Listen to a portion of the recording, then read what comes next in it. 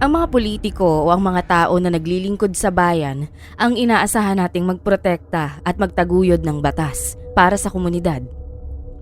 Ngunit minsan, nakikita natin ang mga nasa kapangyarihan na nasasangkot sa mga kasuklam-suklam na krimen. Ang kanilang posisyon na imbis na gamitin upang ang kanilang sinumpaang tungkulin ay tila naging sumpa para sa ilan nating kababayang na abuso ng kanilang kapangyarihan. Ang kaso natin ngayon ay tungkol sa isang mayor kasama ang kanyang mga tauhan, mga pulis at mga high-profile na individual na dumukot, humalay at kumitil ng buhay ng mga inosenteng kabataan. Isa itong napakabigat na kaso na inilarawan ng hukom na tila demonyo lamang ang makakagawa. Ito ang kaso ni Aileen Sarmenta at Alan Gomez. Noong umaga ng Martes, 29 ng Hunyo, 1993, nag-alala ang landlady ng Lavelle, isang dormitoryo para sa mga kababaihan sa loob ng University of the Philippines, Los Baños, dahil hindi pa nakakauwi ang isa sa mga estudyante mula noong nakaraang gabi at hindi ito nagpaalam kung sakaling may pupuntahan man. Ang dalaga, si Mary Aileen Sarmenta, 21 anyos, ay isang scholar at malapit nang magtapos sa kursong Bachelor of Science in Agriculture. Siya ay isang mabait at masayahing babae at walang record ng anumang problema sa kanyang pananatili sa dormitoryo at sa kanyang pag-aaral hanggang sa araw na yon.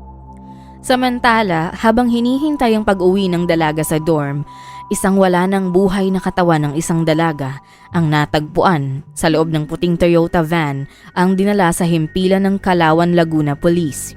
Dahil sa balitang ito, agad nagtungo ang mga kasamahan ni Aileen maging ang kanyang landlady sa istasyon upang kilalanin ang labi at sa kasamaang palad. Kinumpirma ng mga ito na siya nga ang kaibigang hindi nakauwi. Agad namang tinawagan ng landlady ang mga magulang ni Aileen upang iparating ang masamang balita. Inilarawan ng kanyang kasamahan ang kalunos-lunos na sinapit ng dalaga na may matinding pinsala sa kanyang ulo. Bakas ang hirap ng kanyang pinagdaanan. Ang kanyang melon orange na Giordano Classic t-shirt ay nakaangat hanggang dibdib at ang kanyang puting short pants ay nakababa hanggang tuhod. Suot pa rin niya ang kanyang paboritong puting sneakers. Isang panyo ang nakapusal sa kanya. Halos hindi na makilala si Aileen dahil sa estado niya at ang naging palatandaan na lamang ng kanyang ama ay ang natatanging nunal sa kanyang pisngi. Hindi pa man nakababangon ang campus sa nakagugulat na balita. Ilang oras pa lang ang nakakalipas, natagpuan din si Alan Gomez. 19 na taong gulang na malapit na kaibigan ni Aileen sa isang tambakan ng basura. Kitang-kita sa kanyang katawan ang mga senyales ng matinding pagpapahirap at mga tama ng bala. Sino ang responsable sa karumal-dumal na krimeng ito at bakit? Nagsimula ang lahat ng kapanayamin ni Aileen si Mayor Antonio Sanchez ng Calauan, isang bayan sa Laguna, para sa kanilang pahayagan sa paaralan. Kilala si Mayor Sanchez sa kanyang kakaibang personalidad at hindi pangkaraniwang itsura. Isang mop-top hairstyle na madalas gawing kakatwa ng mga tao. Ngunit walang duda ang kayamanan at kapangyarihang hawak ng mayor sa buong Calauan. Pinaniniwala ang may sarili siyang pribadong hukbo at nasasangkot siya sa mga iligal na gawain gaya ng weteng.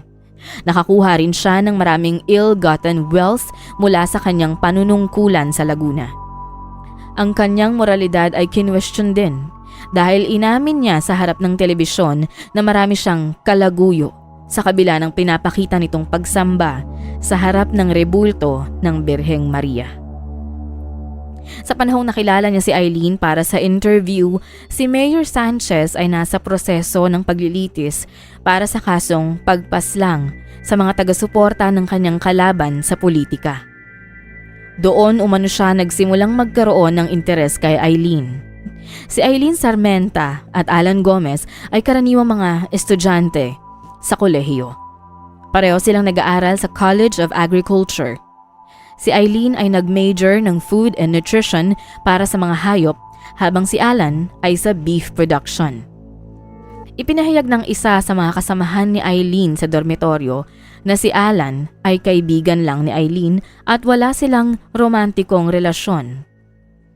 Ang investigador ng pulis na na-assign sa kaso ay nagsabing posibleng matagal nang sinusubaybayan ng mga tauhan ng mayor si Eileen na nakumpirma naman sa mga pahayag ng mga saksi noong magsimulang umusad ang investigasyon.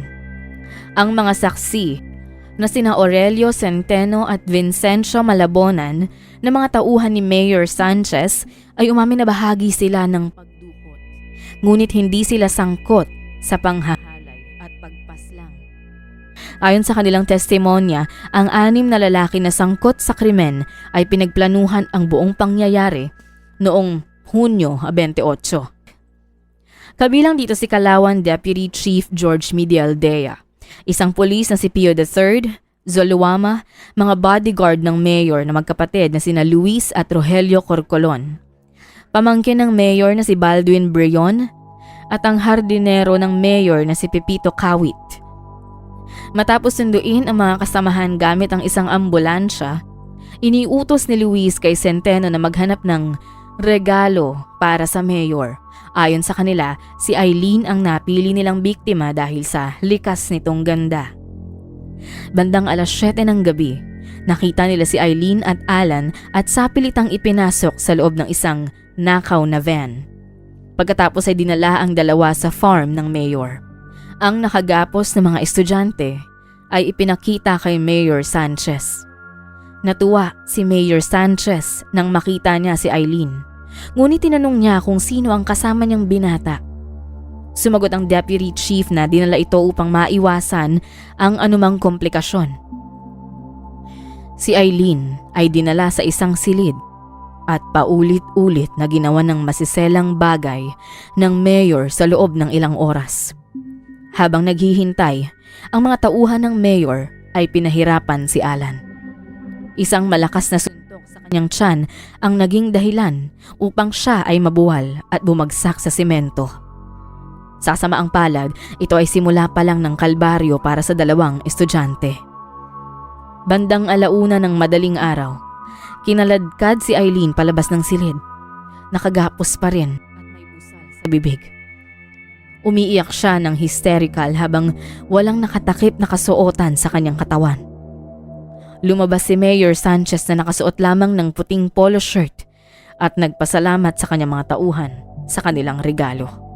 Tapos na ako sa kanya, sa inyo na siya, sabi ng mayor sa kanyang mga tauhan. Muling isinakay ang mga estudyante sa ninakaw na van at planong bumalik sa Calauan. Sinundan naman sila ni Centeno gamit ang ambulansya. Habang nasa daan, napansin ni Centeno na tila may kaguluhan sa loob ng van. Narinig niya ang isang putok ng baril.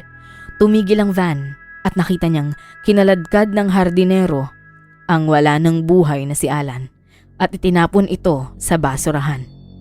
Pagkatapos ay nagpatuloy ang kanilang pagbabaybay. Ang sumunod nilang hinintuan ay isang tubuhan. Sinabi ni Luis na oras na para sila naman ang mag-enjoy at doon na nga nila ginawa ang masahol na bagay sa dalaga at kanila itong pinagpasapasahan. Inimbitahan din si Centeno na makisama sa ginagawa, ngunit tumanggi ito. Nang matapos ang mga salarin ay labis-labis ang pag-iyak ng dalaga at nagmamakaawa para sa kanyang buhay, ngunit hindi nito napigilan ng mga salarin. Nakitilin siya. Iniwan ng grupo si Centeno upang itapon ang labi ng dalaga. Inilagay niya ito sa likod ng ninakaw na van. Nang makabalik, nasaksihan ni Centeno at ni Malabonan na ang mga tauhan ng mayor ay tila tuwang-tuwa pa at walang pagsisisi sa nagawa. Ayon na rin sa dokumento ng korte. Ito pa lang ang simula ng kanilang krimen. Dahil na rin sa mga sumunod na naging paglabag nila, dahil na rin sa kanilang kapangyarihan. Si Medialdea bilang deputy chief ng pulisya ay may kakayahang itago o pagtakpan ang pangyayari. Kinaumagahan noong Hunyo 29, inutusan niya ang mga tauhan na magpanggap na nagsasagawa ng search operation. Inutusan nila ang grupo na pumunta kung saan nila itinapon ang katawan ni Alan at sa lugar kung saan iniwan si Eileen. Pagkatapos ang parehong mga tauhan na nagsagawa ng krimen ang nagkunwaring nakadiskubre sa mga labi sa kanilang pekeng operasyon. Ayon sa mga ulat, nang makita ni Medialdea ang katawan ni Eileen, nagkunwari siyang naaawa at tinakpan nito ng tela ang nakalantad na maselang bahagi ng katawan ng biktima. Ang forensic report ay nagsiwalat na ang katawan ni Eileen ay may sapat na similya upang punan ang isang lata ng sardinas. Patunay na siya ay nilapastangan at hindi lang iisa. Dinala ang kanyang katawan sa Campus Police Station ng universidad upang makilala ng mga estudyante. Pagkatapos, ang katawan niya at ni Alan ay inilipat sa Municipal Hall kung saan nakita ni Centeno ang isang lalaki na nililinis ang van, posibleng tinatanggal ang mga ebidensya. Nagpatuloy ang kanilang pekeng investigasyon sa buong araw. Gayunpaman dumating ang mas mataas na mga investigador at nagsimulang kabahan ang grupo. Kaya kinailangan nila itong ipaalam kay Mayor Sanchez. Pinakalma sila ng mayor at sinabing kaya niyang ayusin ang anumang gusot. Ayon sa police inspector na na-assign sa kaso, tila walang interes ang lokal na pulis sa paglutas ng krimen at malinaw ang impluwensya ng mayor sa lugar. 2 araw matapos ang karumal-dumal na insidente, nawala si Centeno dahil sa paranoia. Sinubukan ni Sanchez na iligaw ang mga inspektor sa pamamagitan ng pagtatanim ng pekeng ebidensya at testimonya upang isisi sa iba ang krimen. Natuklasan ng mga investigador na mali ang mga pahayag ni Sanchez at nagsimulang magduda. Nahuli si Centeno noong Agosto 10 at pumayag siyang maging saksi. Sumunod si Malabonan. Natagpuan ang mga ebidensya sa farm ng mayor, ngunit mabilis na itinanggi ni Mayor Sanchez ang kanyang pagkakasangkot. Sinabi ng mayor na nasa bahay siya ng kanyang kalaguyo nung gabi ng krimen. May mga ulat na sinusuhulan pa ni Mayor Sanchez ang media at mga otoridad upang maialis ang atensyon sa kanya. Naaresto ang mayor noong Agosto 13, 3 araw matapos mahuli si Centeno. Ang paglilitis ay tumagal ng 16 na buwan. Sa tuwing nakikita siya sa balita, lagi niyang dala ang imahe ng Birheng Maria. Sinimulan ang paglilitis ng grupo noong 12 ng Setyembre 1993. Itinanggi ni Mayor Sanchez ang lahat ng paratang laban sa kanya. Sa mga pagdinig, tumawa pa siya at sinabing hindi niya kailangan gawin yun sa sino mang babae dahil kusa raw lumalapit ang mga ito sa kanya. 3 sa kanyang mga abogado ang nagbitiw matapos hindi magkasundo. Noong 11 ng Marso 1995, hinatulan si Mayor Sanchez at ang kanyang mga tauhan ng 7 habang buhay na pagkakakulong o maximum na 40 taon ng pagkakakulong bawat isa. Inutusan silang magbayad ng 12 milyong piso sa mga pamilya ni Sarmenta at Gomez bilang kabayaran. Ang imahe ni Mayor Sanchez na makadiyos at kalmado ay nagbago nang matapos ang hatol. Nakita siyang nagmumura at galit na galit, malayo sa kanyang public image. Hinatulan din siya para sa 2 pang kasong pagpaslang na nagdala ng kabuuang 9 na habang buhay na pagkakakulong na may katumbas na 360 taon. Mariin niyang itinanggi ang lahat ng akusasyon laban sa kanya at sinabi niya ang lahat ng paratang sa kanya ay bunga lamang ng pamumulitika. Hindi doon natatapos ang kwento. Makalipas ang 26 na taon, noong Agosto 2019, sumiklab ang balita na maaaring palayain si Sanchez at iba pang 11,000 bilanggo sa ilalim ng Republic Act 10592 o Good Conduct Time Allowance o GCTA. Ang batas na ito na ipinasa noong Mayo 2013 ay nagbibigay ng maagang paglaya sa mga bilanggong nagpapakita ng mabuting asal. Dahil sa galit at pagkondena ng publiko sa listahan ng mga posibleng mapalaya, agad na nilinaw ng mga otoridad na pinag-aaralan pa kung kwalipikado nga si Sanchez. Si Pangulong Rodrigo Duterte mismo ang nag-review ng kaso upang pigilan ang paglaya ni Sanchez. Sinabi niya na ang mga karumal-dumal na krimen ay hindi saklaw ng batas na ito. Bukod dito, hindi rin nagpapakita ng mabuting asal si Sanchez habang nasa kulungan, na isa sa mga pangunahing kondisyon ng bagong batas. Noong 2006, nahuli si Sanchez sa kanyang selda sa posesyon nito ng bawal na gamot. Noong 2010, nahuli ulit siya na mahigit sa 1 milyong pisong halaga ng shabu na itinago niya sa loob ng estatwa ng Birheng Maria.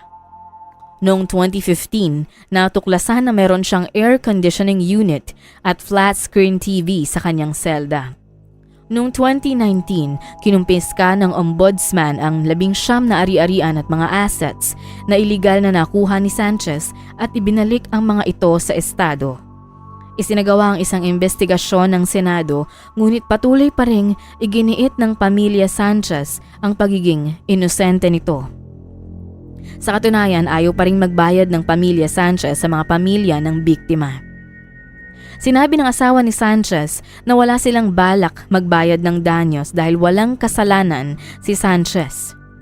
Noong Setyembre 2019, tinanggal ni Pangulong Duterte ang hepe ng Bureau of Corrections. Iminungkahi ng Senate Committee na magsampa ng kasong kriminal laban sa dating direktor ng Bureau of Corrections at 6 pang opisyal na sangkot sa kontrobersya ukol sa posibleng paglaya ni Sanchez. Ang mga pamilya ng biktima ay hindi humingi ng danyos. Ayon sa ina ni Eileen, hindi nila nais ang maruming pera ni Sanchez. Ang tanging hiling nila ay ang paghingi ng tawad ni Sanchez sa kanyang mga nagawa. Maaring karma ang naging kapalaran ni Sanchez dahil binawian siya ng buhay sa loob ng kulungan noong 27 ng Marso 2021.